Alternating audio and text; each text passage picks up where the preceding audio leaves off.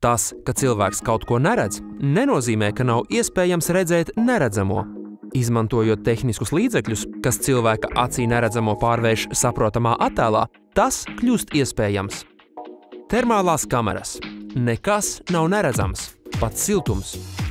Termālās kameras plaši izmanto valsts robežu aizsardzībai un stratēģisko objektu, piemēram, HES, elektrostācijas, militārās daļas un tam līdzīgi aizsardzībai.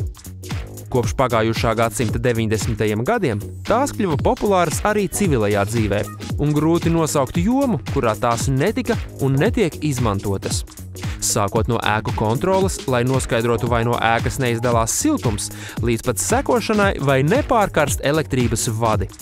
Termālās kameras tiek izmantotas gan astronomijā, gan medicīnā, gan, protams, primāri jau drošības jomā. Termālā kamera gan nespēja aizvietot parasto kameru, jo tās izšķirtspēja, kas vajadzīga identificēšanai, ir par mazu. Ideāli, ja termālās kameras integrē kopā ar parastajām grozāmajām kamerām un labiem gaismas prožektoriem. Šāds darbības modelis ļaus kādā punktā ar termālās kameras palīdzību konstatējot pārkāpumu, pagriezt uz to grozāmo kameru.